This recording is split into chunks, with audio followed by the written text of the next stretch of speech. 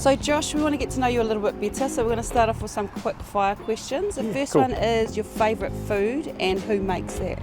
Oh, my favourite food. It changes on the daily, but it has to be something that my mum makes. What would be your secret talent? I wear my heart and life experience kind of on my sleeve, so I think there's not too much that I've kept away out of the public eye. I guess actually one of the big secret things at the moment is going through my qualification stuff to be a judge in boxing.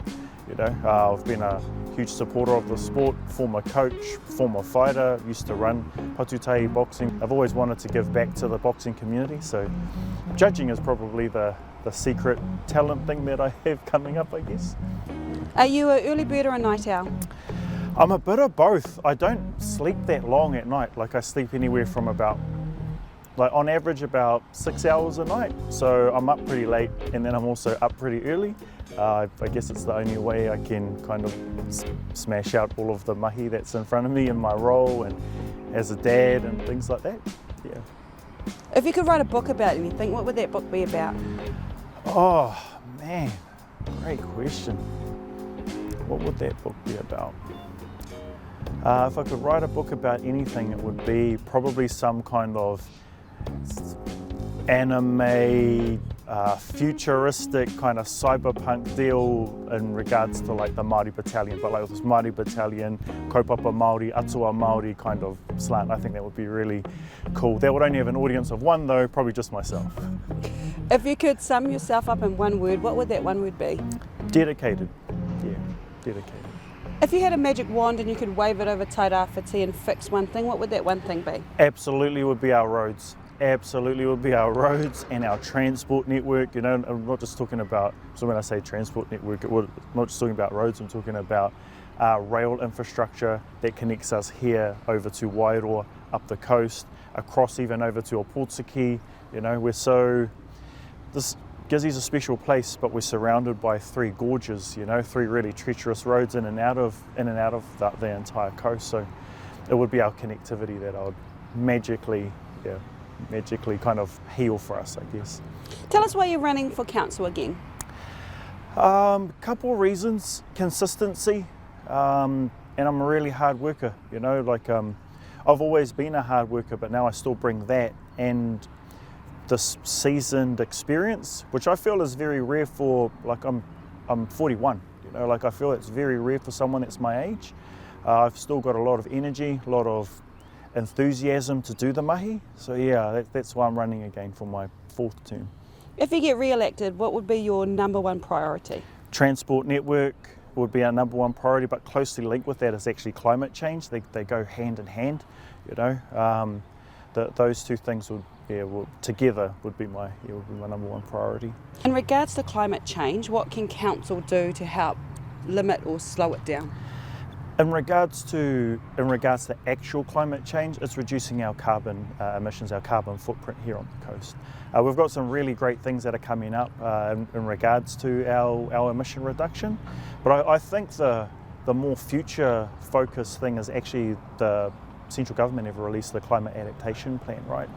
And on a principle level, really, really sounds and really reads really good, really well.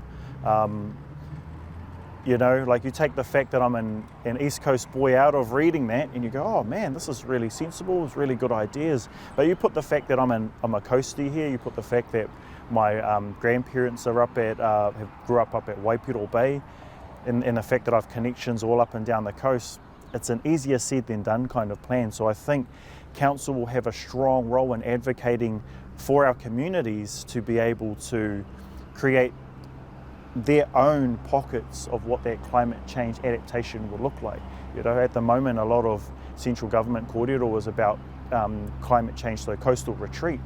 I mean, if we balance that on community decision making and things, kaupapa Māori, things like mana motuhake, actually that might mean that those communities might still want to stay there, but need central government and council to help, not necessarily mitigate, but plan for those things. So what that may look like, I'm not too sure. It could be houses up on stilts, or it could be all sorts of ranges of solutions that we see all around the world.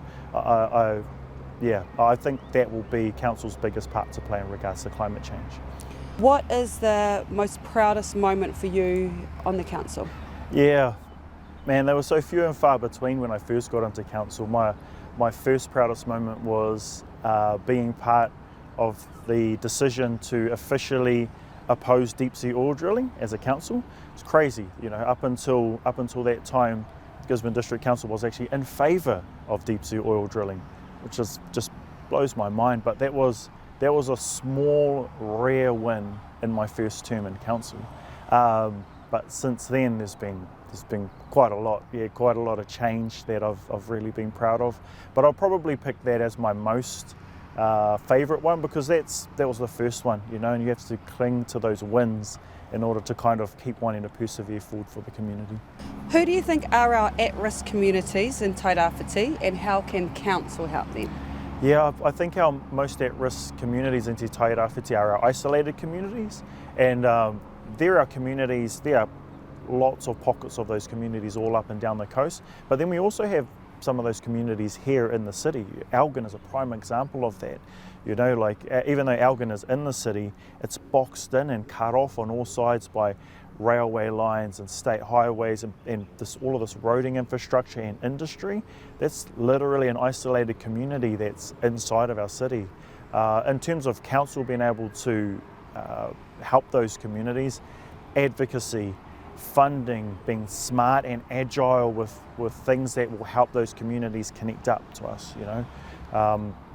There are a lot of conversations happening with Elgin and with interested organisations, and the same for our communities up the coast. It's just on us to try to help land all of those things so that everyone is kind of, I guess, settled, feels that they have meaningfully contributed in regards to those kaupapa. What does ultimate Tairāwhiti look like to you? Ultimate Tairāwhiti. Ultimate Tairāwhiti would look to me like having super solid infrastructure, quality environment, and healthy and safe people. You know, healthy, safe, productive people. That's what a really picturesque Tairāwhiti would look like to me. One thing I would really like to say is I'm really keen to be back in for another term. You know, I love this region, and it's hard mahi, but I love doing the hard mahi on behalf of us.